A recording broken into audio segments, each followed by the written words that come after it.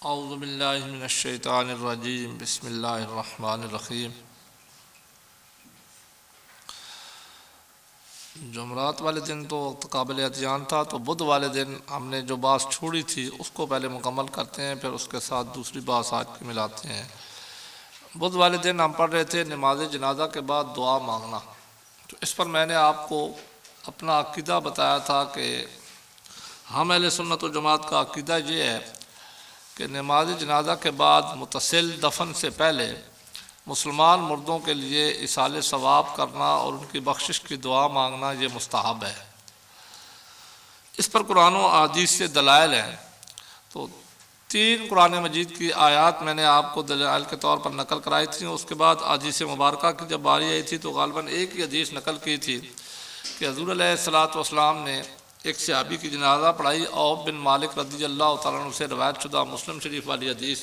तो उसके बाद अब हदीस नंबर 2 का बारी है। तो हदीस नंबर 2 पहले सुन लें कि हुज़ूर अलैहिस्सलातु वस्सलाम के दौर में ही नमाज जनाजा के बाद मुतसिल दफन से पहले मुर्दों के लिए दुआ मांगने का तसव्वुर था। सहाबा इकराम को भी हुज़ूर अलैहिस्सलातु वस्सलाम मांगने का इजाज़त फरमाते और ख़ुद भी आपने मांगी। आपने मांगने की दलील तो आपने लिख ली। अब ये एक हदीस है अल-बदाया व सनाया, जिल्द नंबर 1 सफ़ा नंबर 311 किताब है अल-बदाया व सनाया। पहले हदीस को समाअत कर लें। अल-बदाया व सनाया जिल्द नंबर 1 सफ़ा नंबर 311। इसको याद रखना आसान है इस हदीस को कि हुज़ूर अलैहिस्सलातु वस्सलाम ने एक शख्स की नमाज जनाजा पढ़ाई। अल्लाह तबारक व तआला के महबूब ने ख़ुद एक शख्स की नमाज जनाजा पढ़ाई और जब नमाज जनाजा पढ़ा चुके फारिग हुए तो हज़रत उमर फ़ारूक रज़ी अल्लाह तआला अन्हु कुछ लोगों के साथ, अपने बंदों के साथ, जो उनके साथ कुछ बंदे थे, वो बाद में तशरीफ़ लाए। यानी वो लेट हो गए जनाजा पढ़ने में किसी वजह से। तो जब वो पहुँचे तो जनाजा हो चुका था, हुज़ूर अलैहिस्सलातु वस्सलाम जनाजा पढ़ा चुके थे। तो उन्होंने आगे बढ़कर दोबारा जनाजा पढ़ने के लिए तैयारी की कि हम इस मैयत पर दोबारा जनाजा पढ़ लेते हैं, हम जनाजा पढ़ने से रह गए तो हमें सवाब मिल जाएगा। तो हुज़ूर अलैहिस्सलातु वस्सलाम ने उन्हें मना कर दिया। अल्लाह तबारक व तआला के महबूब ने हज़रत उमर फ़ारूक रज़ी अल्लाह तआला अन्हु की उस जमात को और उनको जनाजा दोबारा पढ़ने से मना फरमा दिया और इजाज़त नहीं दी। आपने फरमाया इन्न सलाता अलल मय्यत ला तुआदो, कि मैयत पर जनाजा नहीं लौटाया जा सकता। ये वो हदीस भी बन गई जो हमारे आजकल 2-2, 3-3, 4-4 पढ़े जाते हैं। इन्न सलाता अलल मय्यत ला तुआदो, मैं जनाजा दोबारा नहीं पढ़ा जा सकता किसी मैयत पर। वलाकिन उदहो वस्तगफिर लहू, लेकिन आपने उस जमात को फरमाया कि हाँ, अगर तुमने सवाब लेना है और मैयत की भी बख्शिश कराने के लिए उसे इसाले सवाब करना है तो जनाजा तो दोबारा नहीं पढ़ा जा सकता, लेकिन अभी जनाजा पढ़ा गया है तो तुम दुआ करो वस्तगफिर लहू और इस्तिग़फ़ार मांगो मैयत के लिए। तो ये हुज़ूर अलैहिस्सलातु वस्सलाम ने खुद उन्हें इजाज़त फरमाई, खुद उन्हें हुक्म दिया। अगर नमाज जनाजा के बाद दुआ मांगना ये मना होता तो अल्लाह तबारक व तआला के महबूब कभी भी हज़रत उमर फ़ारूक रज़ियल्लाहु अन्हु को इजाज़त न देते। जब आपने उन्हें खुद इजाज़त दी तो इससे पता चल गया कि नमाज जनाजा के बाद दुआ मांगना और मैयत के लिए इस्तिग़फ़ार करना ये मुस्तहब काम है। तो ये दूसरी हदीस है, लिख लें। अल-बदाया व सनाया,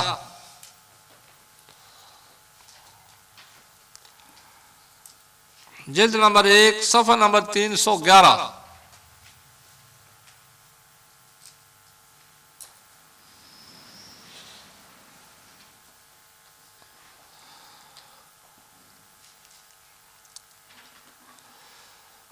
हुज़ूर अलैहिस्सलातु वस्सलाम ने एक शख्स की नमाज जनाजा पढ़ाई।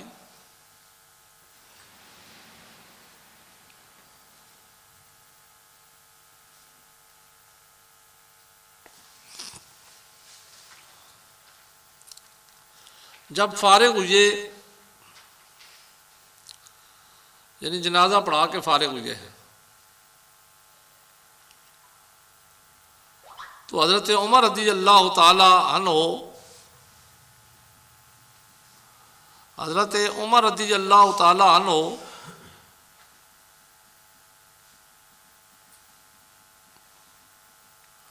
सहाबा की एक जमात के साथ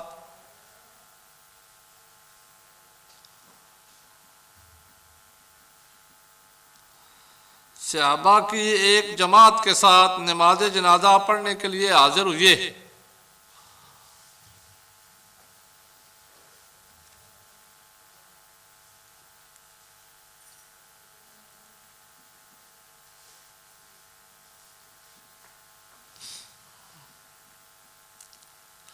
और दोबारा नमाज जनाजा पढ़ने की इजाज़त मांगी।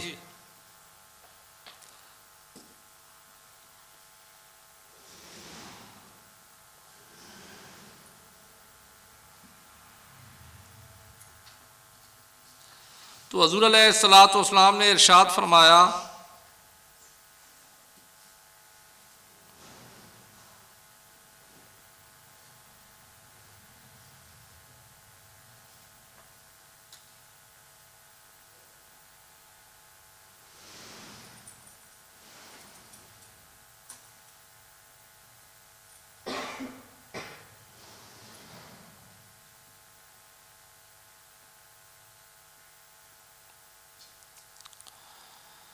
इन्ना सलाता अलल मय्यित ला तुआदो, इन्ना सलाता अलल मय्यित ला तुआदो,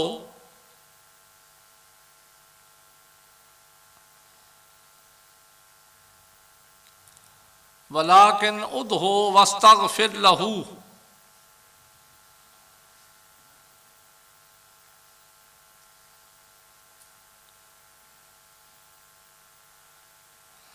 वलाकिन उदहु वस्तगफिर लहू।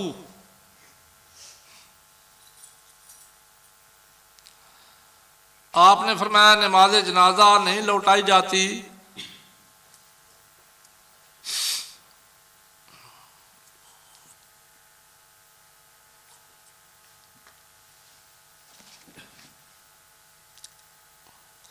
लेकिन तुम उसके लिए दुआ मांगो।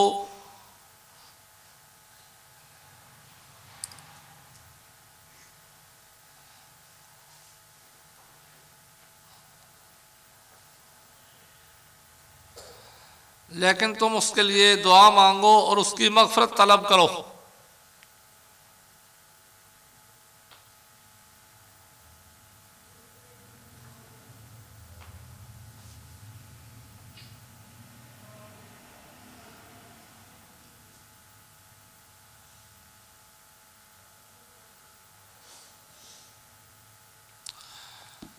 दलील नंबर 3 जी, हदीस से दलील नंबर 3।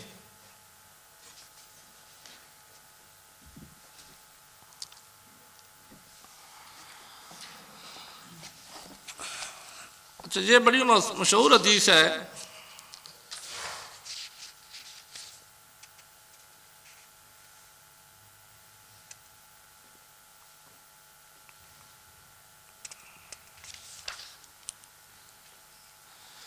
इसी किताब के अंदर अल बदाया व सनाया जिल्द नंबर 1 सफ़ा नंबर 311, अल बदाया व सनाया जिल्द नंबर 1 सफ़ा नंबर 311,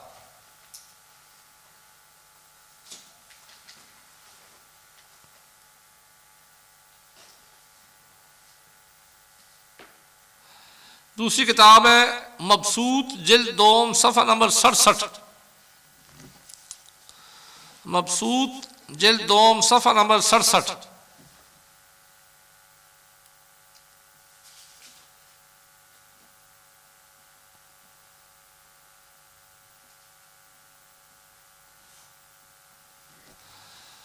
अब इस हदीस का लुब-ए-लबाब भी उसी हदीस जैसा है जैसे पहले हदीस है कि हज़रत उमर फ़ारूक रज़ियल्लाहु अन्हु ने एक जमात के साथ बाद में तशरीफ़ लाया जब जनाजा हो चुका था।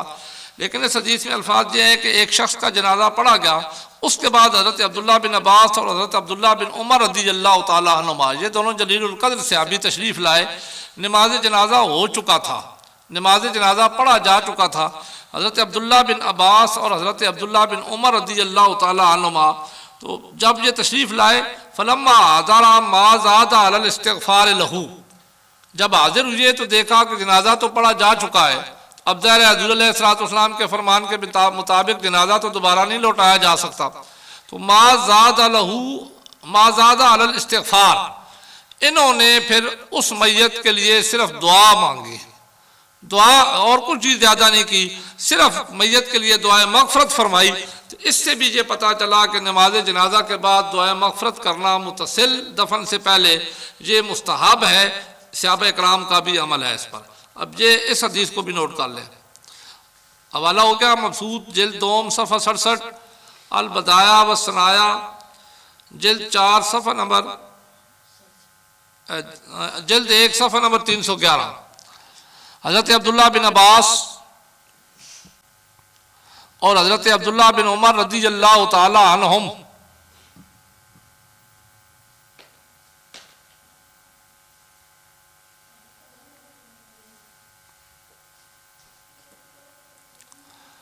रज़ियल्लाहु ताला अन्हुम नमाज जनाजा हो जाने के बाद पहुंचे।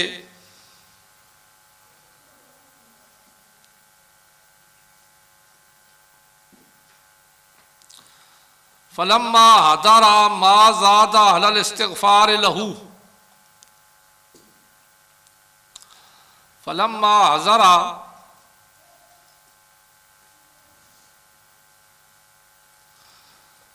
मा ज़ादा अलल इस्तिग़फ़ार लहू,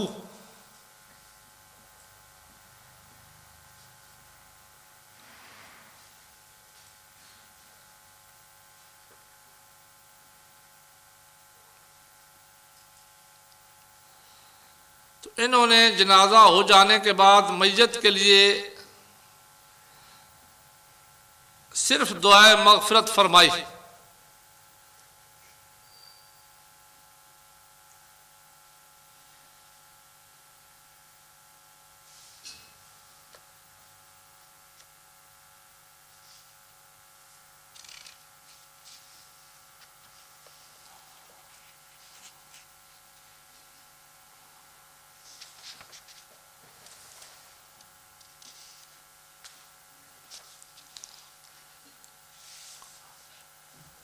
हदीस नंबर जी, हदीस नंबर 4।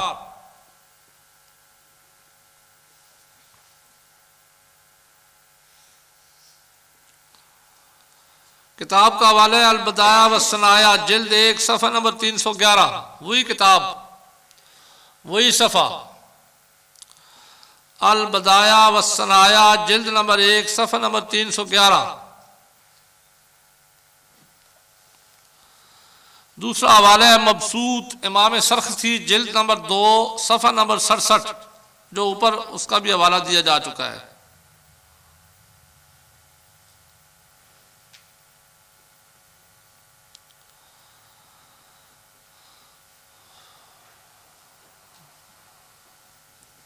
तीसरा हवाला है तबकात इब्न साद जिल्द 2 सफ़ा नंबर 311।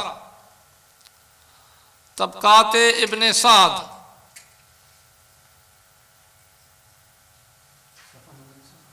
तबकात इब्न साद का सफ़ा है जिल्द 2 सफ़ा नंबर 311। ये मतबूआ है बैरूत।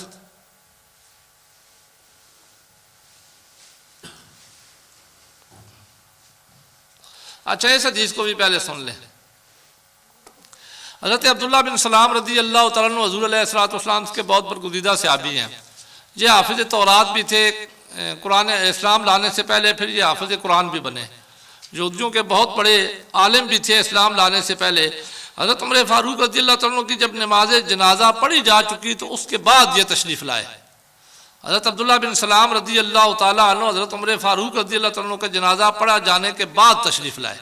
जनाजा पढ़ा गया, उसके बाद ये पहुँचे, तो उसके बाद इन्होंने देखा कि अब जनाजा पढ़ा जा चुका है, तो फरमाया सहाबा इकराम से, अपने साथियों से, इन सबक़्तुमूनी बिस्सलाते अलैहि फला तस्बिकूनी बिद्दुआ। अब ये अल्फाज इंतहाई अहम है कि हज़रत अब्दुल्ला बिन सलाम ये बरगुज़ीदा सहाबी हैं और जनाजा भी सहाबी का है। तो जनाजा पढ़े जाने के बाद ये तशरीफ़ लाते हैं, तो फिर अपने साथियों से कहते हैं कि इन सबक़्तुमूनी बिस्सलाते अलैहि, अगर तुमने जनाजा पढ़ने में तो मुझसे पहल कर दिया है, मैं जनाजे में नहीं पहुँच सका, तुम सबकत कर चुके हो, तुमने जनाजा पढ़ दिया है, फला तस्बिकूनी बिद्दुआ, तो दुआ में मुझसे सबकत न करो, मुझे भी दुआ में शरीक होने दो।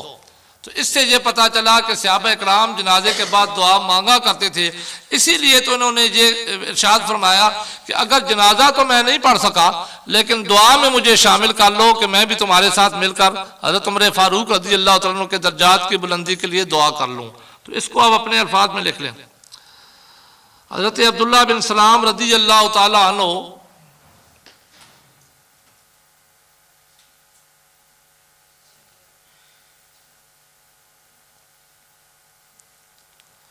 हज़रत अब्दुल्लाह बिन सलाम रज़ी अल्लाह तआला अन्हु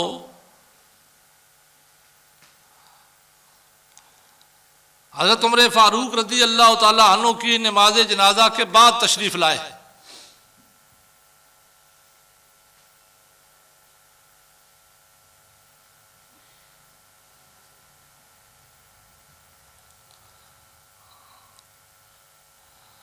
हज़रत उमर फारूक रज़ी अल्लाह तआला अन्हु की नमाज जनाजा के बाद तशरीफ़ लाए तो फरमाया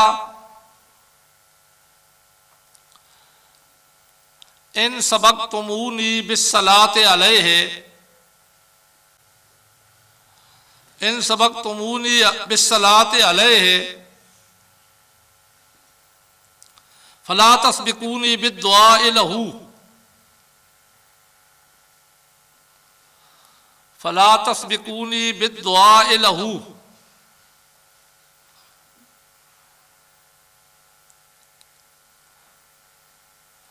तुमने मेरे आने से पहले, तुमने मेरे आने से पहले उनकी नमाज जनाजा पढ़ ली है,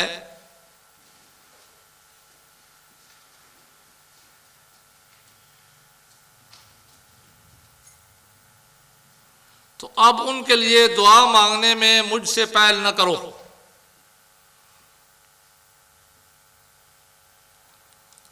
तो अब उनके लिए दुआ मांगने में मुझसे पहल न करो,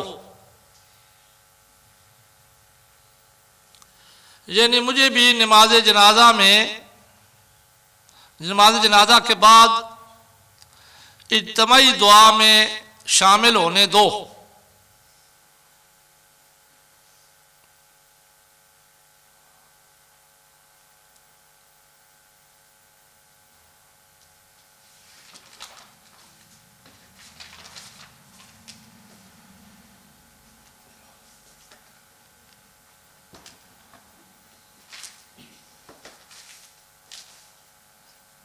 अच्छा, तबक़ात इब्न साद में इसी हदीस को थोड़ा सा और अंदाज से बयान करके वो सुन लें। अब लिखना उसको तो नहीं है, पहले वैसे मैंने आपको तबक़ात इब्न साद जिल्द 2 सफ़ा नंबर 311 का हवाला दे दिया है जो अल्फाज लिखाए हैं।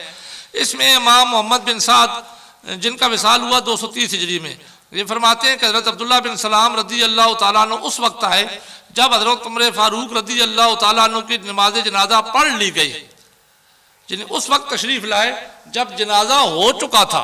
हज़रत उमर फारूक रज़ी अल्लाह तआला अन्हु का जनाजा मुकम्मल हो गया, जनाजा पढ़ ली गई, तो हज़रत अब्दुल्लाह बिन सलाम रज़ी अल्लाह तआला अन्हु तशरीफ़ लाए। आपने फरमाया वल्लाहि इन कुंतुम सबक़तुमूनी बिस्सलाति अलैहि फला तस्बिकूनी बिस्सनाइ अलैहि, अल्लाह की कसम अगर तुमने अमीरुल मोमिनीन की नमाज जनाजा मेरे आने से पहले पढ़ ली है तो अब उन पर दुआ और सना के लिए तो मुझसे पहल न करो, यानी मुझे शामिल होने दो, दुआ में तो शामिल होने दो, वो तो मुझसे पहल न करो, जनाजा पढ़ लिया है। उसके बाद ये अगला हिस्सा तबक़ात इब्न साद में है। उसके बाद आप हज़रत अमीरुल मोमिनीन रज़ी अल्लाह तआला अन्हु के ताबूत के पास खड़े होकर उनके लिए सना और दुआ करने लगे। यही है हमारे नज़दीक भी कि मुसलमान मुर्दे के लिए दफन से पहले जनाजे के बाद उसके इसाले सवाब के लिए दुआ करना ये मुस्तहब अमल है। और ये अमल हज़रत अब्दुल्लाह बिन सलाम रज़ी अल्लाह तआला अन्हु से वाज़े तौर पर तबक़ात इब्न साद की हदीस के अंदर मौजूद है कि आपने हज़रत अमीरुल मोमिनीन रज़ी अल्लाह तआला अन्हु के ताबूत के पास खड़े होकर उनके लिए सना और दुआ की। और सहाबा इकराम को भी ये फरमाया कि जनाजा तो पढ़ चुके हो लेकिन दुआ में तो मुझे शामिल होने दो। एक और हदीस, हदीस नंबर 5,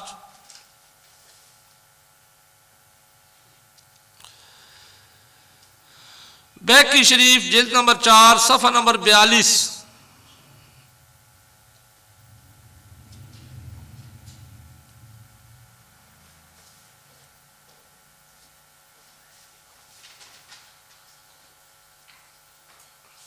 एक सहाबी थे हज़रत अब्दुल्ला बिन अबी औफा रज़ियल्लाहु तआला अन्हु, उनकी लड़की की नमाज जनाजा, उनकी लड़की फौत हुई, उन्होंने अपनी लड़की की नमाज जनाजा खुद पढ़ाई।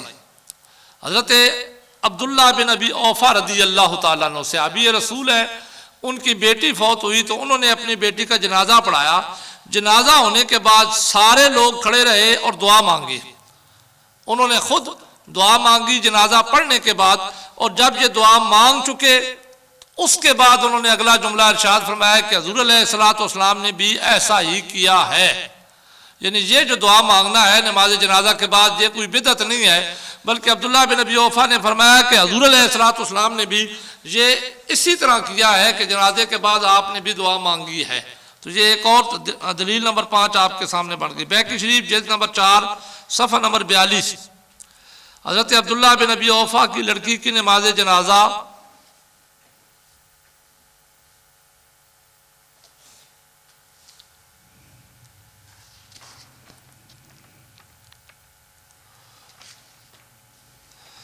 हज़रत अब्दुल्ला बिन अबी औफा की लड़की की नमाज जनाजा होने के बाद सब लोग खड़े रहे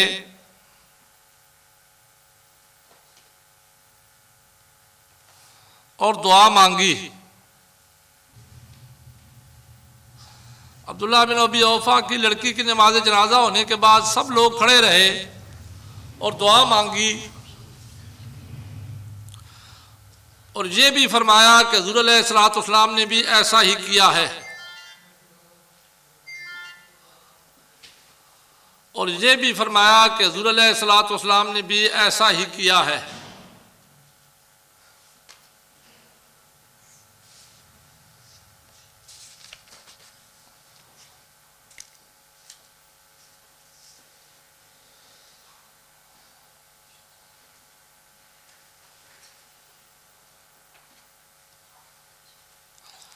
हदीस नंबर अगली जी, हदीस नंबर 6 मिशकात शरीफ सफ़ा नंबर 146,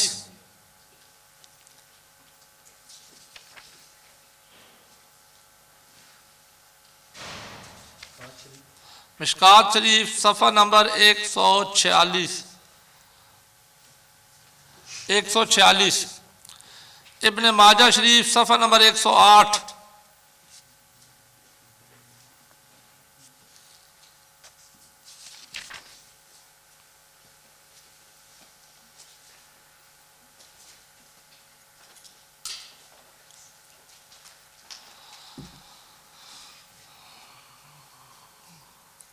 अबू दाऊद शरीफ जिल्द 2 सफ़ा नंबर 456, 3 किताबों में यह हदीस। मिशकात शरीफ सफ़ा नंबर 146, इब्न माजा शरीफ सफ़ा नंबर 108, अबू दाऊद शरीफ जिल्द 2 सफ़ा नंबर 456।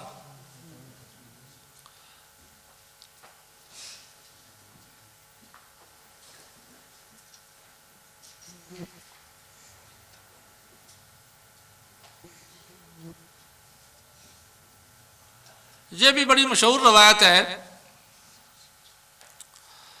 हुज़ूर अलैहिस्सलातु वस्सलाम फरमाते हैं, हज़रत अबू हुरैरा रज़ियल्लाहु अन्हु रवायत करते हैं, क़ाल क़ाल रसूलुल्लाह सल्लल्लाहु अलैहि वसल्लम इज़ा सल्लैतुम अलल मय्यत फ़ख़लिसू लहु दुआ, कि हुज़ूर अलैहिस्सलातु वस्सलाम ने फरमाया कि जब तुम मैयत पर जनाजा पढ़ लो तो फिर खालिस मैयत के लिए दुआ किया करो। इसमें तो फ़ा फिर वो ये फ़ा ताक़ीब माल वसल के लिए आती है, और दूसरा असल है तो माजी है, उस पर इज़ार फिर शर्त आया है। तो जब एक काम हो चुकने के बाद दूसरा काम हो तो उसके लिए फ़ा लाई जाती है। हदीस के अंदर भी ऐसा ही है, इज़ा सल्लैतुम अलल मय्यत फ़ख़लिसू लहु दुआ, जब मैयत पर जनाजा पढ़ चुको तो खालिस मैयत के लिए दुआ किया करो। इससे वाज़े तौर पर हुज़ूर अलैहिस्सलातु वस्सलाम का हुक्म साबित हुआ कि आपने इजाज़त दी कि जब भी मैयत पर जनाजा पढ़ लो, मुसलमान मैयत हो, तो जनाजा पढ़ने के बाद खालिस उसके लिए दुआ किया करो। लिख लीजिए अब यह हदीस। हाँ अबी हुरैरा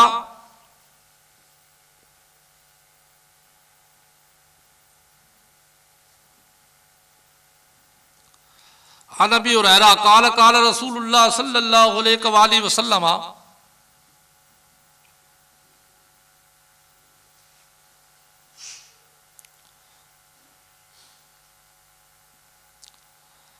इज़ा सल्लैतुम अलल मय्यत फखलिसू लहु दुआ।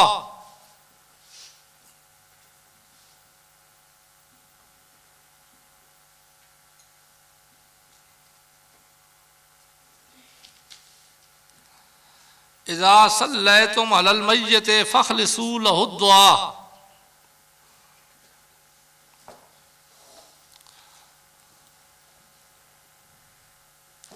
तर्जमा जी, हज़रत अबू हुरैरा रज़ियल्लाहु ताला अन्हु से रवायत है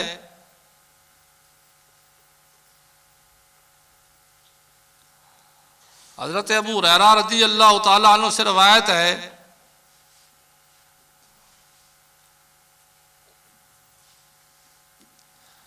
कि हुज़ूर अलैहिस्सलातु वस्सलाम ने फरमाया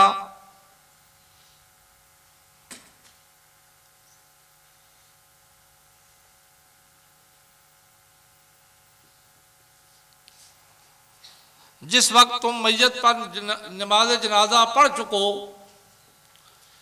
हुज़ूर अलैहिस्सलातु वस्सलाम ने फरमाया कि जिस वक्त तुम मैयत पर नमाज जनाजा पढ़ चुको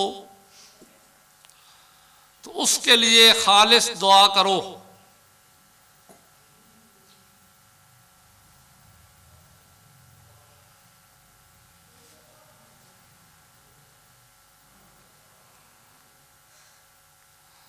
इस हदीस में सल्लैतुम अलल मय्यत के बाद फा है,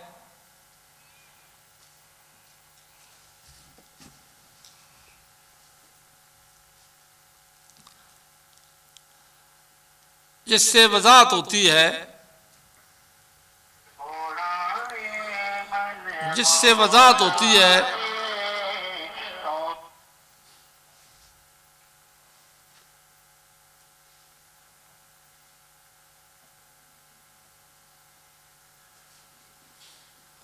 कि ये दुआ नमाज जनाजा के बाद की है, कि ये दुआ नमाज जनाजा के बाद की है, क्योंकि असूल फ़िक़्ह के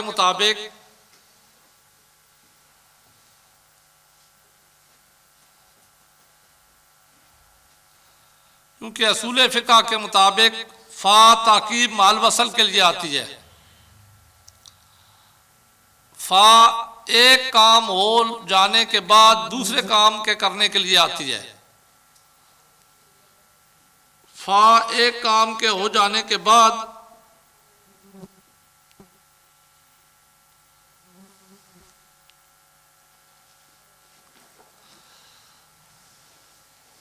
अच्छा ये लिख लिया तो अब जरा समझे। ये हदीस आमतौर पर चूंकि पेश की जाती है, सुन्नियों को भी यही एक याद होती है, ये आम है, बहुत ज़्यादा किताबों में मौजूद है, इसलिए सुन्नी भी इसको पढ़ते हैं। तो अक्सर जो बंदी इस पर एक एतराज़ करते हैं, तो वो ज़रा एतराज़ सुन लें जो एतराज़ करते हैं।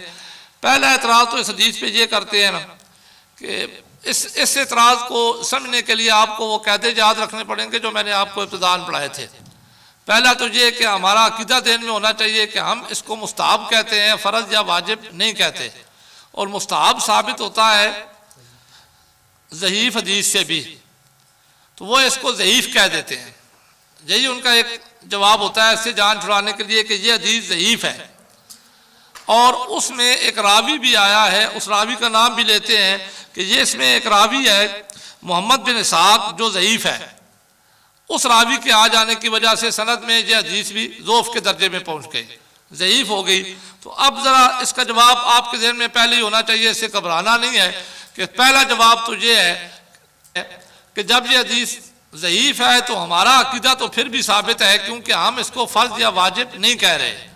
ज़ईफ़ हदीस से भी मुस्ताहब अमल साबित होता है, तो ये एतराज़ हम पे नहीं होगा।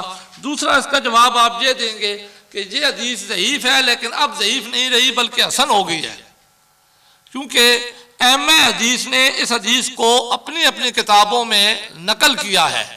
जब अहम हदीस ने इस हदीस को अपनी अपनी किताबों में नकल करके इसके ज़ोफ़ को ख़त्म कर दिया है, क्योंकि अब ये ज़ईफ़ नहीं रही। जब हदीस के इमामों ने इसको कबूल कर लिया है तो लिहाजा उनके कबूल करने की वजह से ये हदीस अब ज़ईफ़ नहीं रही। क्योंकि कायदा आपको मैंने पढ़ाया था कि ज़ईफ़ हदीस अगर दो से ज़्यादा असनाद से रवायत हो जाए, अगरचे हर सिलसिला सनद में ज़ोफ़ मौजूद हो, तो वो हदीस ज़ईफ़ नहीं रहती बल्कि हसन के दर्जे पर पहुँच जाती है।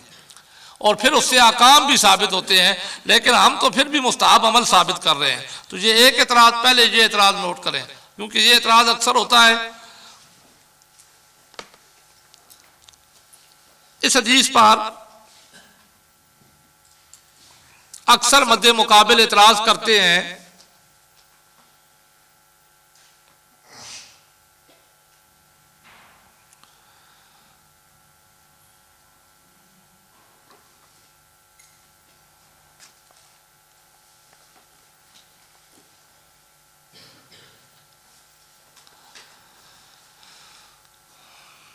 कि ये हदीस ज़ईफ़ है,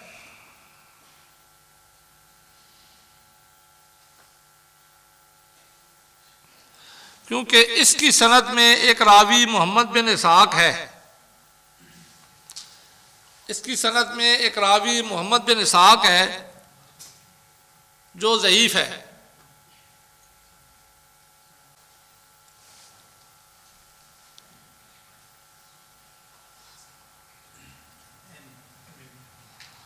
इस हदीस शरीफ की सनद में एक रावी मोहम्मद बिन इसहाक है जो ज़ईफ़ है, लिहाजा ये हदीस ज़ईफ़ हुई। अब पहला एतराज़ उनका समझ आया इस हदीस पर कि वो इस हदीस को ज़ईफ़ कह देते हैं और ज़ईफ़ कहने के लिए मोहम्मद बिन इसहाक का सहारा लेते हैं कि इसकी सनद में मोहम्मद बिन इसहाक है, लिहाजा ये हदीस ज़ईफ़ है। तो ज़ईफ़ हो गई तो तुम्हारा अकीदा भी ख़त्म हो गया। हालांकि मुस्तहब अमल के लिए ज़ईफ़ हदीस ही काफ़ी होती है। तो इसके दो जवाब आपके पास होने चाहिए, याद होने चाहिए, इशारतन बेशक नकल कर लें। पहला तो ये कि यह हदीस ज़ईफ़ नहीं बल्कि हसन है। इसको ज़ईफ़ ना कहोगे बल्कि यह हसन के दर्जे पर चली गई है। क्यों? क्योंकि इसको अहम हदीस ने कबूल कर लिया है। जब एक हदीस ज़ईफ़, ये कायदा मैंने आपको पहले लिखवाया था, एक हदीस ज़ईफ़ दो या दो से ज़्यादा असनाद से रवायत हो जाए तो फिर वो ज़ईफ़ नहीं रहती बल्कि हसन बन जाती है। इस हदीस का भी यही हाल है कि इसको दो से ज़्यादा असनाद से रवायत किया गया है, अम्मा ने इसको कबूल किया है, लिहाजा अब ये ज़ोफ़ इसमें ख़त्म हो गया। और दूसरा जवाब कि अगर ये मान भी लें कि यह हदीस ज़ईफ़ है तो फिर भी हदीस ज़ईफ़ से इस्तेबाब साबित होता है। हम जिस अमल पे दलील दे रहे हैं वो मुस्तहब अमल पे दलील दे रहे हैं, हम कोई फ़र्ज या वाजिब पे नहीं दलील दे रहे कि ये ज़ईफ़ हो गई तो फिर इससे मुस्तहब अमल ही नहीं साबित होगा। हमारा अकीदा फिर भी सही है। अब ये दोनों जवाब लिख लेंगे। जवाब नंबर एक, ये हदीस ज़ईफ़ नहीं बल्कि हसन है।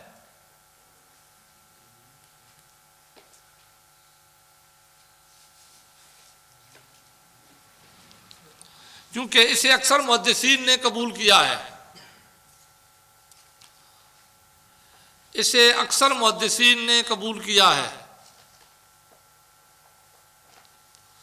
अपनी किताबों में दर्ज किया है।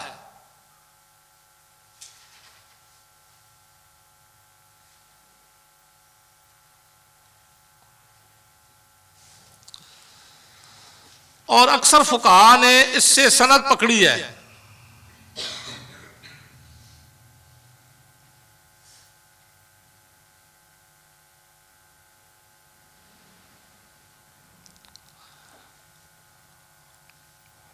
तीन तो दलाइल मैंने भी आपको नकल कराया, मिशकात शरीफ, इब्न माजा और अबू दाऊद शरीफ। जवाब नंबर दो जी,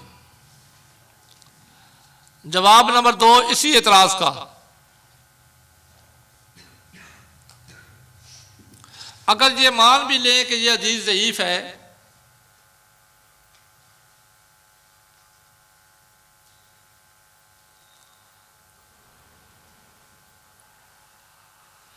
तो हदीस ज़ईफ़ से इस्तेबाब साबित होता है।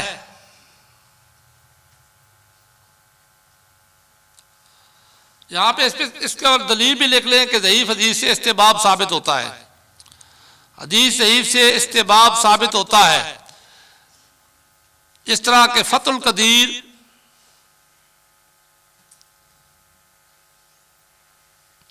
जिल्द नंबर 1 में है, फ़तुल क़दीर जिल्द नंबर 1 में है,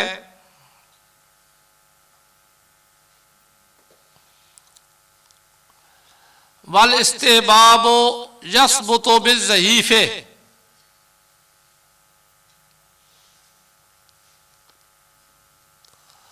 वल इस्तिबाबो यसबुतो बिज़ज़ईफ़े,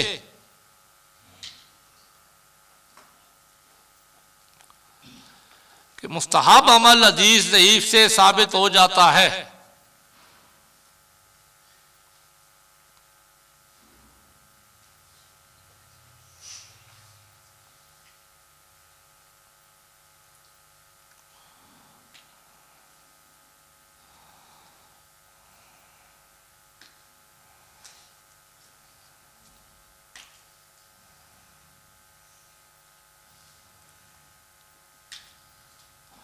मुस्तहब अमल हदीस ज़ईफ़ से साबित हो जाता है।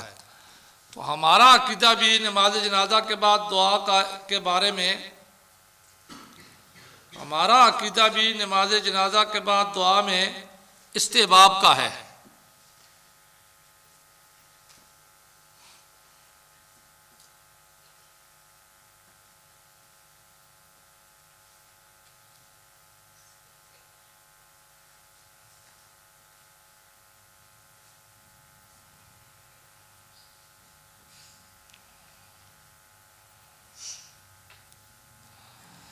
दलील नंबर जी, हदीसें कितनी हो गई?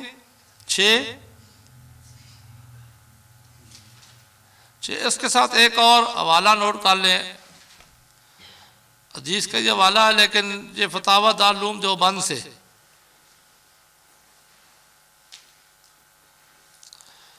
इसका हवाला मैं इसलिए दे रहा हूँ, ये मैं आपको दिखाना भी चाहता हूँ, इसलिए मैं लाया भी हूँ कि हमारे साथ झगड़ा करने के बजाय अपनी किताबों की तरफ ही रजू कर लें, तो उन्हें पता चले कि उनके उलमा ने भी यही लिखा है कि नमाज जनाजा के बाद दफन से पहले मुतसिल मुसलमान मर्दों के लिए इसाले सवाब के लिए दुआ करना ये मुस्तहब अमल है, ये कोई नाजायज़ नहीं है। अब इस पर इस जगह पहले सुनिए, ये इसका सफ़ा नंबर है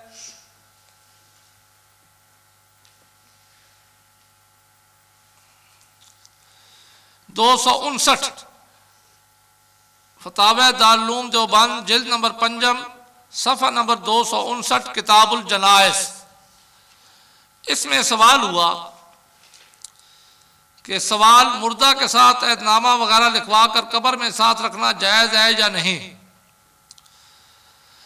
जवाब जी जायज़ नहीं है, इसको फुक़हा ने मना फरमाया है। पहले जवाब सुनिए, जायज़ नहीं है, इसको फुक़हा ने मना फरमाया है बखौफ तलवीस बिन नजासत। उसकी तफसील शामी में है, यानी जो सवाल हुआ कि एतनामा वगैरह रखना जायज़ नहीं है, इसलिए कि इसको फुक़हा ने मना फरमाया है, इसलिए मना फरमाया है कि उसके साथ नजासत लग जाएगी तो उसकी बेहुरमती होगी। बाद नमाज जनाजा इसाले सवा और मुबाह काम पर इसरार। उसके बाद नीचे हेडिंग दी गई है कि नमाज जनाजा के बाद इसाले सवाब और मुबाह जो काम है उनको करना चाहिए। जनाजे के बाद क्या करना चाहिए? इसाले सवाब और मुबाह काम। तो उसमें इन्होंने जो हदीसें नकल किया ना, उसमें से एक वही हदीस है किफाया बाबुल जनाइज रोविया अन्ना रजुलन फ़अला हाकज़ा बाद अस्सलाते। रवायत की गई कि एक मर्द ने हज़ूर अलैहिस्सलातु वस्सलाम की मौजूदगी में एक शख्स का जनाजा पढ़ने के बाद उसके लिए दुआ की। जैसे ही जनाजा पढ़ा गया तो जनाजे के फ़ौरन बाद उसने मुसलमान उस मैयत के बख्शिश के लिए दुआ करना शुरू कर दी। तो फ़अला हाकज़ा बादल फ़राग़ मिनस सलाते, ये काम किया कि नमाज जनाजा पढ़ने से फारिग होने के बाद दुआ मांगी। तो फ़क़ाल उद हो, तो हज़ूर अलैहिस्सलातु वस्सलाम ने ये चीज़ देख कर फरमाया उद हो, दुआ मांग, इस्तजिब, तेरी दुआ कबूल होगी। अल्लाह के नबी ने मना नहीं किया, बल्कि खुद फरमाया कि दुआ मांग, तेरी दुआ कबूल होगी। ये किफ़ाया की हदीस वो यहाँ पे नकल करता है। किफ़ाया बाबुल जनाइज़ में भी ये है कि हज़ूर अनाया बाबुल जनाइज़ में भी ये है कि हज़ूर अलैहिस्सलातु वस्सलाम ने फरमाया कि दुआ मांग जनाजे के बाद, ये तेरी दुआ कबूल हो जाएगी। तो ये वो काम है जो जनाजे के बाद करने चाहिए। उसने कहा ऐदनामा नहीं लिखना चाहिए क्योंकि उसके तलवीस होने का खतरा होता है। तो इससे ये साबित हो गया कि जनाजे के बाद दुआ मांगना मुस्तहब अमल है, इसकी इजाज़त हज़ूर अलैहिस्सलातु वस्सलाम ने दी है। तो इस सवाल के जवाब में जो उन्होंने जवाब दिया ये लिख लें आप दलील के तौर पर। ये सवाल नंबर 3125।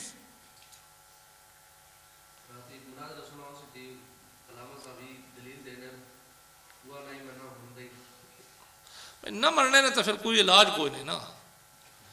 हूँ कोई बंदा आके भी दो खुदा नो मैं तो सन एक खुदा ना मनना उसी को दलील है मैं दलाल ही दे सकना। हाँ जी, सवाल 3125 हमारा नोट कर लिया। 259 सफ़ा फतावे दारूम देवबंद जिल्द पंजम किताबुल जनाइज। इस सवाल के जवाब में कि नमाज जनाजा के बाद इसाले सवाब करना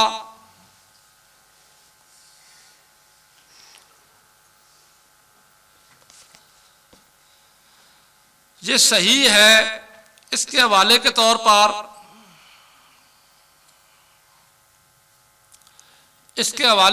पर अनाया बाबुल जनाइज से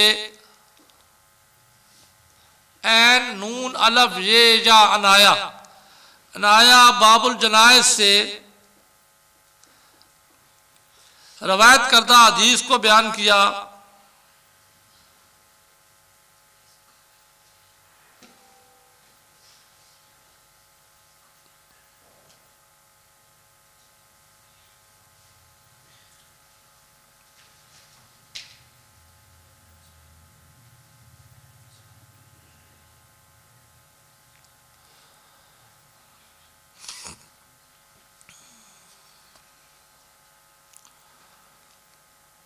कि हज़ूर अलैहिस्सलाम ने एक शख्स को देखा कि उसने नमाज जनाजा के पढ़ने के बाद दुआ मांगी।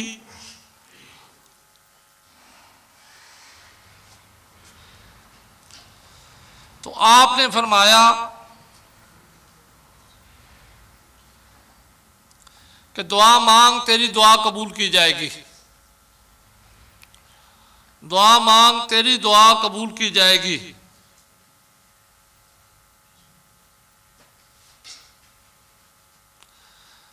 अब इसी किताब में एक और सवाल है, इसको जरा सुन लें। अरवाह मौता को वक्त सवाब पहुंचने के सिवाय तफरीक की और क्या मालूम होता है? सवाल, ये सवाल नंबर है 3120। सवाल साहिल ने ये किया कि ये जो मुर्दों को सवाब पहुंचाते हैं, कभी चेलम, कभी तीजा, कभी कुल, इनके नामों से, ये सिवाय तफरीक के तो और कुछ भी नहीं है। ये सिर्फ तफरीक है, शुगल है, उसके अलावा कुछ भी नहीं है। तो जवाब दिया जाएगी अमाल सालखा का जिस किस्म का सवाब है वही पहुंचता है। अब जवाब कितना मजे का है कि अमाल सालखा जो भी नेक अमल करो, जिस किस्म का नेक अमल हो, जिस वक्त करो, मुर्दों को उसका सवाब पहुंचता है। अब जहां तो ये लिखा गया है, उधर अगर कोई सुन्नी कुल के नाम पे इसाले सवाब की महफिल सजा ले तो फतवे शुरू हो जाते हैं। इसाले सवाब इसी तरीके से इसी किताब के अंदर एक और हवाला भी मैं आपको नोट कराना चाहता हूं।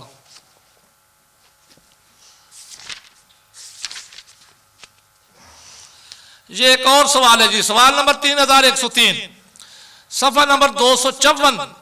यही किताब है, यही बाब है, ये मैंने निशान लगाए हुए हैं।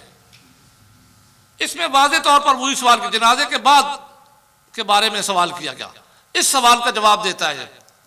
अब इसको जरा आप सुने पहले। बाद नमाज जनाजा कबल दफन, सवाल क्या है कि बाद नमाज जनाजा कबल दफन औलिया मैयत मुसल्लियों से कहते हैं। यहाँ मुसल्ली से मुराद वो काले काले लोग नहीं है, बल्कि इससे मुराद नमाजियों से हैं कि जो नमाज जनाजा पढ़ने के लिए आए हुए हैं।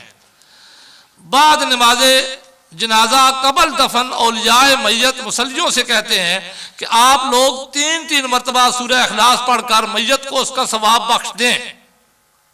अब हम क्या करते हैं, जनाजे के फौरन बाद यही ऐलान होता है ना कि सफ़े तोड़ दो, 1 मरतबा सूरह फातिहा और 3 मरतबा सूरह इखलास पढ़ दो, उसके बाद उसका सवाब उस मैयत को भेजा जाता है।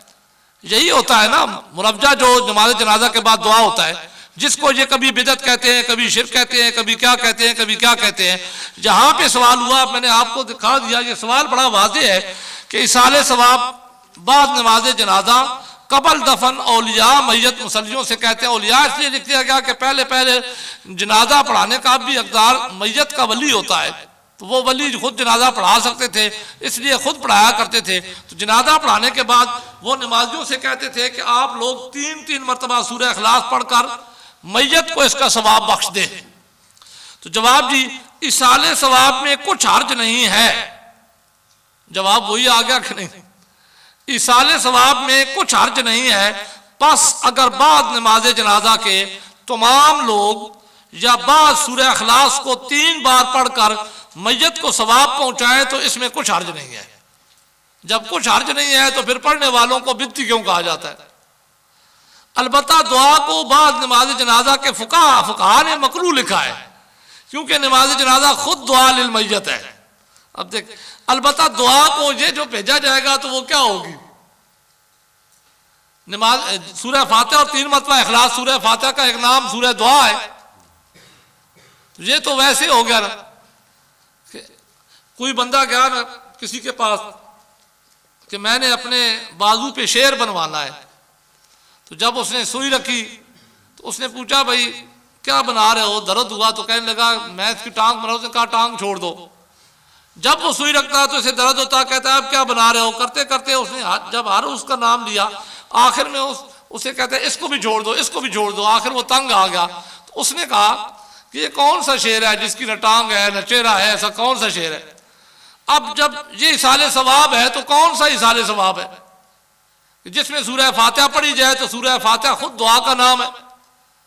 तो सूरह फातिहा का एक नाम ही सूरह दुआ है। तफसीर बैज़ावी में जो इसके नाम लिखे गए हैं, सारी तफासिर में इसके नाम बयान किए गए हैं, उसमें से एक नाम ही इसका सूरह दुआ रखा गया है, क्योंकि इसके अंदर है ही दुआ। इहदिना सिरातल मुस्तकीम है या नहीं सूरह फातिहा के अंदर? तो ये क्या है? तो जब दुआ नाजायज है तो सूरह फातिहा पढ़ना कैसे जायज होगा? क्योंकि जब बंदे की अकल चली जाए ना तो फिर इस किस्म की ही बातें करता है। तो अब इससे भी ये साबित हो गया कि नमाज जनाजा के बाद चंद बंदे मिलकर 1 मरतबा सूरह फातिहा, 3 मरतबा सूरह इखलास पढ़कर मैयत को भेजें, इसाले सवाब करें तो इसमें कोई हर्ज नहीं है। और हम भी यही करते हैं और ये मुस्तहब अमल है। ये लिख लें। दलील नंबर 8, सवाल नंबर 3103, फतावा दारुल उलूम देवबंद जिल्द नंबर 5, किताबुल जनाइज।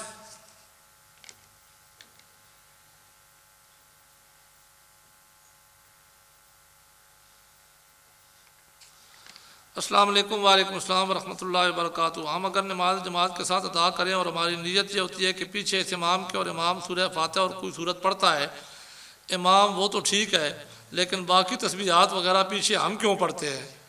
आप तो बिल्कुल नमाज भी ना पढ़ा करें। हमारी नीयत तो ये है कि नीयत करके चले जाया करें, घर वापस आके बाद में इमाम से ले लेना। हमारी नीयत तो ये है कि पीछे इस इमाम के, भाई हम शरीयत के ताबे हैं, शरीयत हमारे ताबे नहीं है। शरीयत में जिन कामों के बारे में कहा गया है कि, क्योंकि ये वाज़ेह हदीस है ना, हुज़ूर अलैहिस्सलाम ने फरमाया कब्बरा फकब्बिरू इन्नमा जुइलल इमामु लियुतम्मा बिही।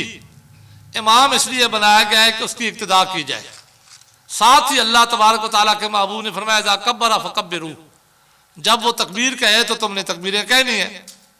अब ये हुज़ूर अलैहिस्सलाम का फरमान आ गया तो मैं इस पर अपने क्यास को तो नहीं कह सकता कि हमें क्यों पढ़नी है, नहीं पढ़नी चाहिए।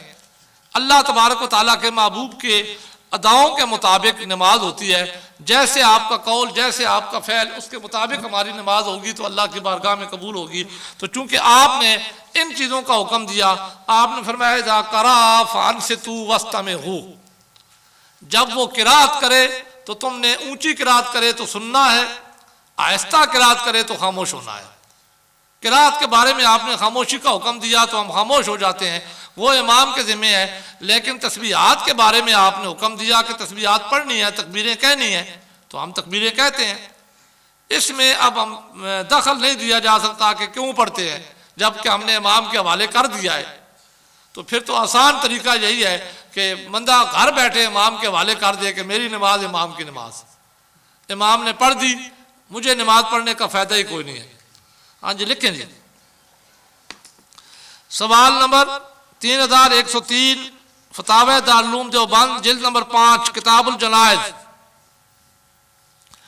बाद नमाज जनाजा कबल दफन, सवाल लिखेंगे, बाद नमाज जनाजा कबल दफन औलिया मैयत मुसल्लियों से कहते हैं,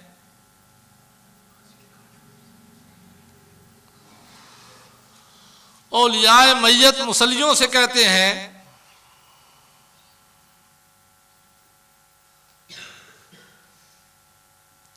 कि आप लोग 3-3 मरतबा सूरह इखलास पढ़कर, मुझे तो इस सवाल के जवाब की आज तक नहीं समझ आई कि जब मैयत को इसाले सवाब करेंगे तो कैसे करेंगे, दुआ भी मांगनी मकरूह है, वो तो मांगनी नहीं है, पढ़ के कैसे मैयत को इसाले सवाब किया जाएगा।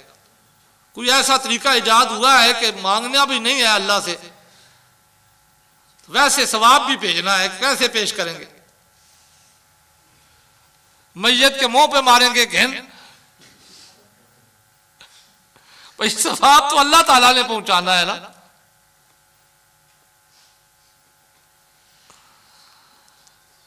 आप लोग 3-3 मरतबा सूरह इखलास पढ़कर मैयत को इसका सवाब बख्श दें।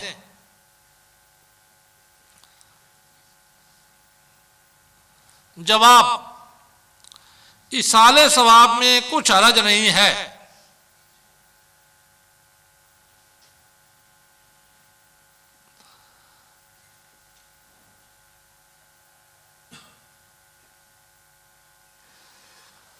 अब ये जो यहां पे कहा गया ना कि फुकहा ने मकरूह लिखा है, तो मकरूह भी फुकहा ने जनाजे के बाद दुआ को नहीं लिखा है। उन्होंने कहा कि उसी तरीके से सफ बनाकर खड़े हो जाना ये मकरूह है। ला यकूमो दाहियन, उसने जो अल्फाज हैं वो ये हैं कि दुआ के लिए खड़े नहीं होना, कि बाहर से आने वाला बंदा समझे कि जनाजा लंबा हो गया है, इसीलिए पहले हुक्म दिया जाता है सफ़े तोड़ दो कि लोगों को पता चल जाए जो दूर से आने वाला है कि अब जनाजा ख़त्म हो चुका है। या ये कि इतनी लंबी दुआ करो कि जिससे जनाजे में दफन देरी हो जाए, उस जनाजे से, उस दुआ से उन्होंने मना किया है। मुतलक दुआ से फुकहा ने तो मना किया ही नहीं है। तो इसको वो फिर दूसरी, एक जाने हदीस हो, एक जाने फुकहा का कौल हो, तो किसको तरजीह होगी, फुकहा के कौल को होगी या हदीस को होगी। इतने हदीसें मुबारका नकल करने के बाद इन्हें सिर्फ फुकहा का एक कौल, वो भी अपनी मर्जी के मुताबिक, बस इतना जवाब बन गया कि फुकहा ने मकरूह लिखा है, लिहाजा दुआ नहीं करनी चाहिए, वैसे सवाब भेज देना चाहिए। तो अब भेजने का कोई तरीका, आप बदरिया डाक भेजेंगे पता नहीं कैसे, लेकिन दुआ नहीं करनी। जवाब जी, इसाले सवाब में कुछ हर्ज नहीं है। देखिए वो तो आजकल हमारा तरीका किरायत होती है, इसमें सख्त किरायत होती है, थोड़ी नहीं। कि हमारे यहाँ जो आजकल रवाज है, मैयत वहीं पे पड़ा होता है, लोग मिल रहे होते हैं उसके रिश्तेदारों को दिखाने के लिए कि मैं भी आया हूँ, जबकि इसको किसी ने आज तक मना नहीं किया। यही हमारा अलमिया है कि जो जायज़ काम हो उसको लोग मना करते हैं, जो बुरा काम हो उसको मना नहीं करते। इतने बिदहात हमने शामिल कर लिए हैं, कोई उसको मना नहीं करता। मसलन जहाँ से शुरू करें ना, जनाजा उठाया जाता है, जनाजे के साथ चलने वालों के लिए क्या हुक्म है कि वो बिल्कुल खामोशी से चलें। सुन्नत तो ये है कि हर किसी को जो जनाजे के साथ चल रहा है उसके चेहरे से यूं पता चले कि ये उसका जनाजा जा रहा है, बिल्कुल खामोशी से जाना चाहिए। अगर तो इस सुन्नत के मुताबिक चला जाए तो फिर तो जनाजे के साथ जिक्र भी नहीं करना चाहिए, हर बंदा खामोशी से चले। लेकिन हम कैसे क्या करते हैं कि जनाजे के साथ चलने वाले सारे बातें कर रहे होते हैं, फोन कर रहे होते हैं, एक जो खामोशी से जाना चाहे भी उसे नहीं जाना दिया जाता। कोई ना कोई आकर उससे पूछेगा हाल क्या है। ये कई मरतबा मैंने ये खुद तजर्बा किया है, किसी जनाजे के साथ मैं चल रहा हूं, अब चाहिए तो ये ना कि चलो जी अपने उधर उधर तवज्जो रखे कर, उधर नहीं तो कम से कम तवज्जो हटाने के लिए कुछ पढ़ना शुरू कर देता हूं, चले जनाजे के साथ जाऊं, लेकिन बंदे नहीं पढ़ने देते। जरूर कोई ना एक साइड से एक आएगा, दूसरी साइड से दूसरा आएगा। तो इसको आज तक किसी मौलवी ने मना नहीं किया कि जनाजे के साथ बातें ना करो, जनाजे के साथ एक दूसरे को सलाम जवाब न दो, जनाजे के साथ चलते हुए फोन न सुनो। लेकिन अगर कोई मुस्ताहब काम कर दे कि कोई कलमा ही पढ़ना शुरू कर दे कि लोगों की तवज्जो बातों से हटकर कलमे की तरफ हो जाए, उस पे शिर्क के फतवे लगना शुरू हो जाता। फिर आगे जाइए, जनाजा पढ़ने के बाद मुस्ताहब तो यह है कि फौरन मैयत को दफन किया जाए, देरी नहीं की जानी चाहिए। तो हमारे यहाँ क्या होता है, सबसे पहले तो मैयत वहां पे पड़ा होता है, उसके लवाहिकीन को गले मिल रहे होते हैं सारे, उस पर टाइम लग जाता है। फिर उसके बाद अगर मर्द मैयत है तो फिर जी ज़ियारत करनी है, उसमें तो कम से कम 20 मिनट तक भी लग जाते हैं, 15 से 20 मिनट। आज तक किसी मौलवी ने फतवा दिया कि ये काम सही नहीं है, मकरूह है, ऐसा क्यों करते हो, खिलाफ शरा है। लेकिन अगर दुआ के लिए कोई खड़ा हो गया, जो 2 मिनट की भी दुआ नहीं होती, तो उसके लिए जो खुद ही कहते हैं कि हरज भी नहीं है, लेकिन फिर बिदअत के फतवे भी लगते हैं। फिर उसके बाद अब हमारा हाल तो ये है कि कब्र में दफन करने के बाद भी मैयत को पूरा नहीं दफन किया जाता। ये भी चेहरा कर देखना है, किसी ने आकर, कोई इंग्लैंड से आ रहा है, उसने चेहरा देखना है, 6 दिन तक इसी तरह रखेंगे। तो ये सारी चीजें खिलाफ शरा है, लेकिन किसी ने इसके खिलाफ फतवा नहीं दिया, क्योंकि अब माहौल ऐसा हो गया है कि हम अच्छे काम को रोकते हैं। अब ये शैतानी चेले हैं जो अच्छे काम को तो रोकते हैं लेकिन बुरे काम की तरफ तवज्जो नहीं दिलाते। तो ये काम अच्छा है, वैसे सवाब है, मैयत के लिए भी वैसे बरकत है, वैसे नफा है, और उन बंदों के लिए भी जो करने वाले हैं। इसीलिए यहाँ पे भी जवाब ये लिखा गया। अब लिखा क्या आपने, कुछ हरज नहीं है। पास अगर बाद नमाज जनाजा के पास अगर बाद नमाज जनाजा के तमाम लोग या बाज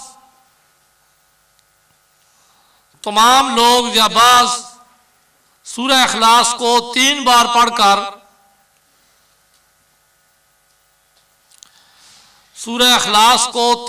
पढ़कर मैयत को सवाब पहुंचाएं। अब ये काबिल गौर जुमला है, सवाब पहुंचाएं। इसकी तशरीह तो खुद ही जो लिखने वाला है वो कर सकता है, तो उसमें कुछ हर्ज नहीं है। या तो सिर्फ होता ना कि सूरह फातिहा और सूरह इखलास पढ़ दें, फिर भी बात बनती भी ठीक है पढ़ दिया जी, लेकिन लिखा है कि सूरह फातिहा और सूरह इखलास पढ़कर मैयत को सवाब पहुंचाएं। अब पहुंचाने की नहीं समझ आ रही कि पहुंचाएंगे कैसे, क्योंकि दुआ तो करनी नहीं है, दुआ तो मकरूह है, तो पता नहीं पहुंचाएंगे कैसे। उसमें कुछ हर्ज नहीं है।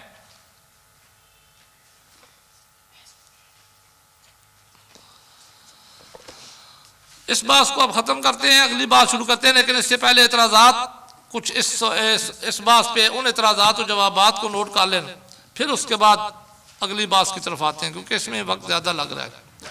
नमाज जनाजा के बाद अच्छा लिखें, हासिल कलाम ये हुआ इन हवाला जात की रोशनी में, हासिल कलाम ये हुआ इन हवाला जात की रोशनी में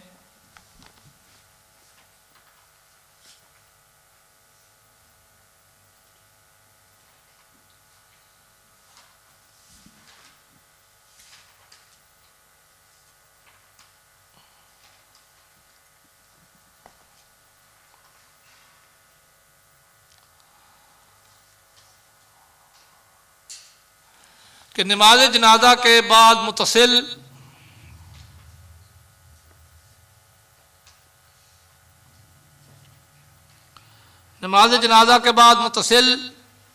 मुसलमान मर्दों की इसाले सवाब के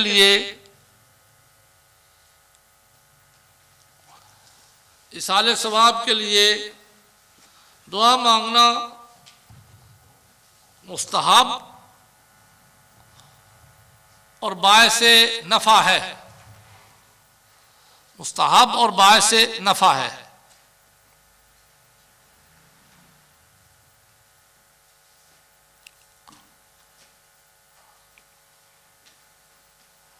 इस मसले पर एतराज़ात जवाबात। पहला एतराज़ आमतौर पर यह होता है, ये एतराज़ सिर्फ सुन ले, इसको लिखने की ज़रूरत नहीं है, क्योंकि कल हम बात से बिदअत पढ़ेंगे इंशाअल्लाह अज़ीज़, उसकी तफसील आपको कल पता चल जाएगी। ये सवाल एक आमतौर पर यह होता है जी नमाज जनाजा के बाद दुआ मांगना बिदअत है, तो बिदअत कहने से कोई चीज़ बुरी नहीं होती।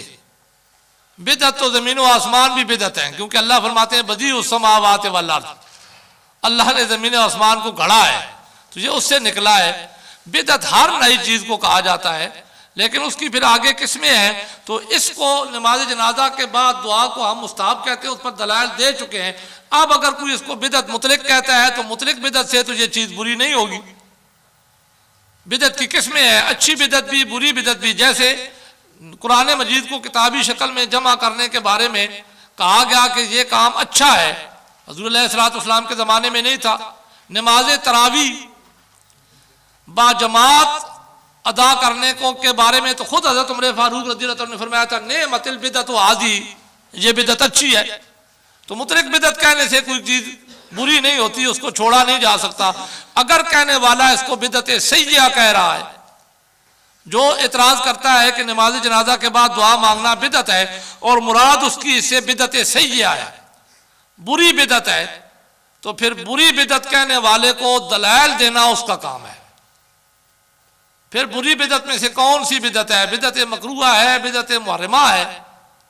तो मुहर्रमा के लिए भी दलील देना पड़ेगी, बिदअत मकरूहा के लिए भी दलील देना पड़ेगी, और दलील वो अपने उस अकीदे के मुताबिक होगी। जैसे अकीदा होगा वैसे ही दलील देनी पड़ेगी। तो ये उसके ज़िम्मे है। हमने इसको मुस्ताहब कहा है, हमने दलाइल दे दिए हैं, सिर्फ कहने से जवाब इस तरह जान नहीं छूटती है। अलबत्ता ये अगला सवाल है, ये लिख लें। आमतौर पर ये दूसरा सवाल बहुत ज़्यादा किया जाता है, जैसे अभी यहाँ पे लिखा हुआ था, क्योंकि जनाजा खुद दुआ है, उसके बाद दुआ करना जायज़ नहीं है। तो अगर कायदा ये है तो फिर किसी नमाज के बाद भी दुआ करना जायज़ ना होगा, क्योंकि नमाज के अंदर दुआ की जाती है, तो नमाज खुद दुआ होगी। आम नमाज में देखिए सूरह फातिहा पढ़ना वाजिब है, सूरह फातिहा दुआ है। फिर तहियात में आप दुआ करते हैं, अल्लाहुम्मा रब्बना आतिना फिद दुनिया रब्बि जअलनी मुकीमस सलाति व मिन ज़ुर्रियती।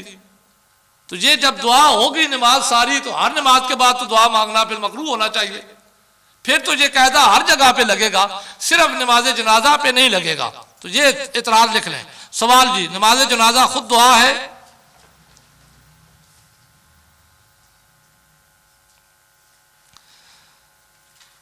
नमाज जनाजा खुद दुआ है, दुआ पर दुआ मांगना अच्छा नहीं। बार बार मांगने का क्या फायदा? अल्लाह तबारक व तआला तो फरमाते हैं मांगो, बार बार मांगो। ये एतराज कर रहे हैं जी बार बार मांगने का क्या फायदा?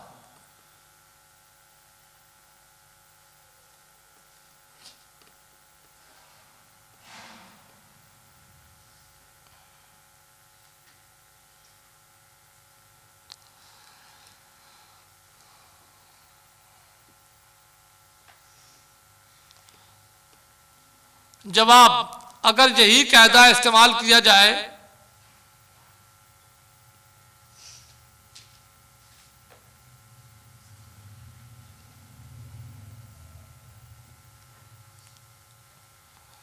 तो 5 वक्त की नमाज में भी सूरह फातिहा के जरिए दुआ मांगी जाती है।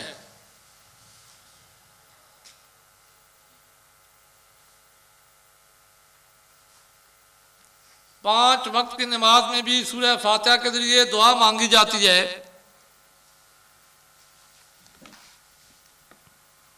तो फिर उसके बाद भी दुआ मांगना जायज ना होगा।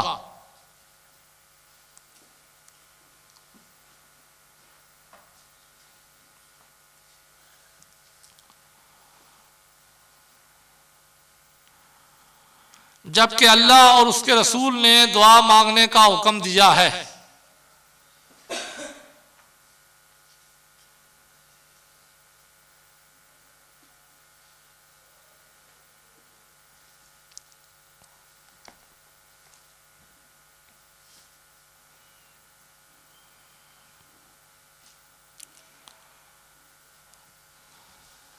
नीज हदीस के जरिए साबित है कि दुआ के बाद दुआ मांगना सुन्नत है। नीज हदीस से साबित है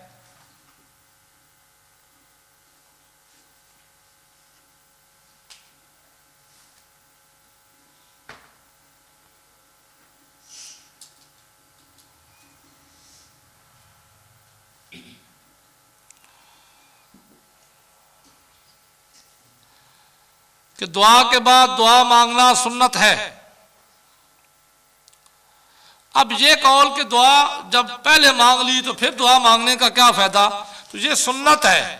सुन्नत काम का अगर फायदा नहीं है तो फिर किस काम का फायदा होगा। इस पर दलाइल आप मुलाहिजा करें कि पहले दलील सुन ले। मुस्लिम शरीफ जिल्द अव्वल सफ़ा नंबर 312 हज़रत आयशा सिद्दीक़ा रज़ी अल्लाह तआला अन्हा फरमाती हैं कि हुज़ूर अलैहिस्सलाम जन्नत बकी में आए और लंबा क़याम फरमाया, फिर आपने हाथ उठाए दुआ के लिए, फिर आपने हाथ उठाए दुआ के लिए, फिर आपने हाथ उठाए दुआ के लिए। 3 मरतबा हुज़ूर अलैहिस्सलाम ने दुआ मांगी। तो अल्लाह तबारक व तआला के महबूब ने जन्नतुल बकी में आकर 3 मरतबा जब दुआ मांगी तो ये सुन्नत बन गई कि दुआ के बाद दुआ करना हुज़ूर अलैहिस्सलाम का अपना तरीका है। तो ये इतराज़ कि जब खुद दुआ है तो दुआ के बाद दुआ नहीं मांगी जा सकती, इस पर कोई दलाइल हो तो देने चाहिए। इस तरह कहने से कोई चीज़ रद्द नहीं हो सकती। ये दलील लिख लें। मुस्लिम शरीफ जिल्द अव्वल सफ़ा नंबर 312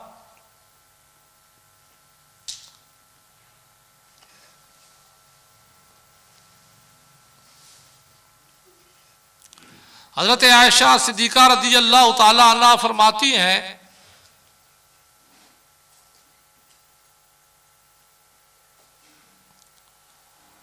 कि हुज़ूर अलैहिस्सलाम जन्नतुल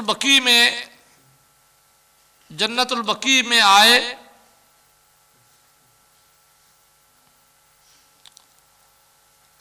और लंबा क़याम फरमाया। जन्नतुल बकी में आए और लंबा क़याम फरमाया। सुम्मा रफ़ा यदैहि सलास मर्रातिन, सुम्मा रफ़ा यदैहि सलास मर्रातिन।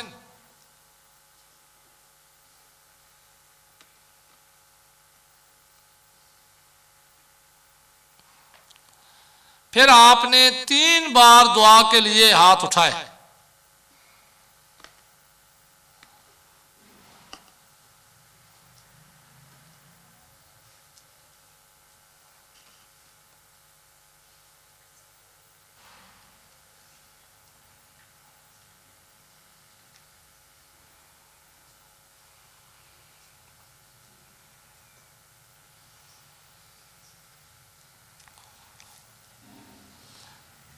आखिरी सवाल जी, जो सबसे बड़ा सवाल, जो अभी उसमें भी आपने पढ़ा, नमाज जनाजा के बाद दुआ मांगने को फुक़हा ने मना किया है।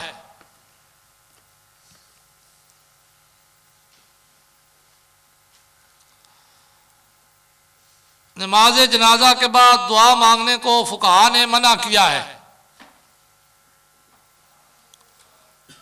लिहाजा ये दुआ मांगना जायज़ नहीं।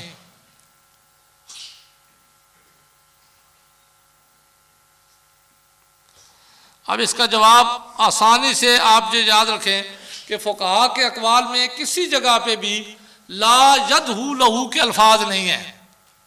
किसी एक हदीस में भी फुक़हा ने ये नहीं कहा ला यदहू लहू के दुआ ना मांगो।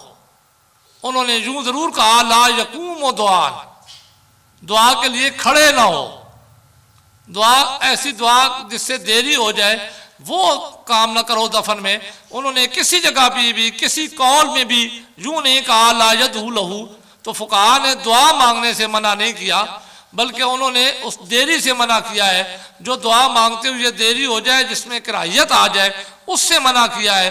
तो वो वही बात बन गई कि उससे तो हमारे यहाँ अब देरी आती है कि उसके बाद मैयत के चेहरे को देखा जाता है, उससे किसी ने नहीं रोका। तो नमाज जनाजा के बाद दुआ मांगने से देरी की ममानियत है, नमाज जनाजा के लिए दुआ की ममानियत नहीं है। अगर 1 मरतबा सूरह फातिहा 3 मरतबा सूरह इखलास पढ़ ली जाए और मैयत को सवाब भेजा जाए, इससे किसी ने मना नहीं किया। इसमें तो खुद ये भी नकल करता है फतावा दारुल उलूम देवबंद में कि कोई हरज नहीं है। तो हमारा अकीदा भी इसी के मुताबिक है, इससे हट कर नहीं है। उस पर दलाइल हम दे चुके हैं। जवाब लिखो जी। फुक़हा के अक़वाल में, फुक़हा के अक़वाल में नमाज जनाजा के बाद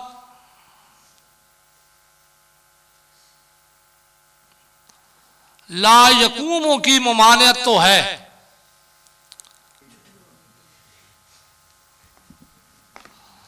ला यकूमों की ममानियत तो है मगर ला यदहू लहू की ममानियत कहीं भी नहीं है, मगर ला यदहू लहू की ममानियत कहीं भी नहीं है।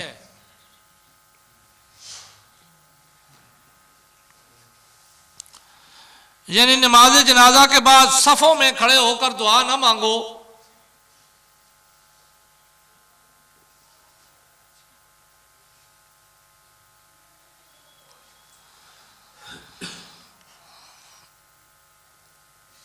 ताकि दूर से आने वाला ये न समझे कि जनाजा लंबा हो गया है, ताकि दूर से आने वाला ये न समझे कि जनाजा लंबा हो गया है।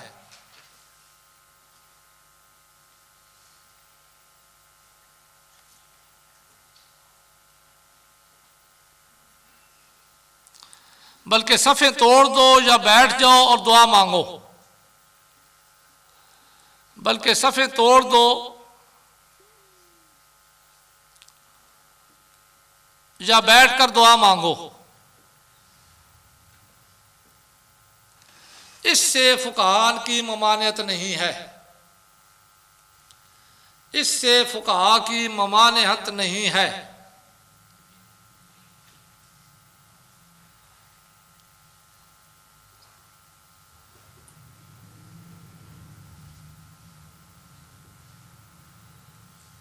नीज कायदा ये है, अगर कुरान मजीद और हदीस मुबारका से कोई मसला अखज़ किया गया हो तो फुकाहा का कौल वहां पे मोतबर नहीं होता।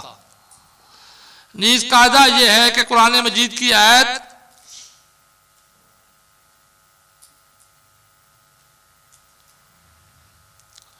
और हदीस मुबारका से निकाला गया मसला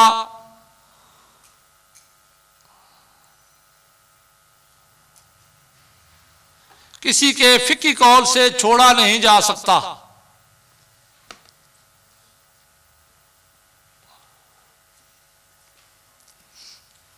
किसी के फिकी कौल से छोड़ा नहीं जा सकता।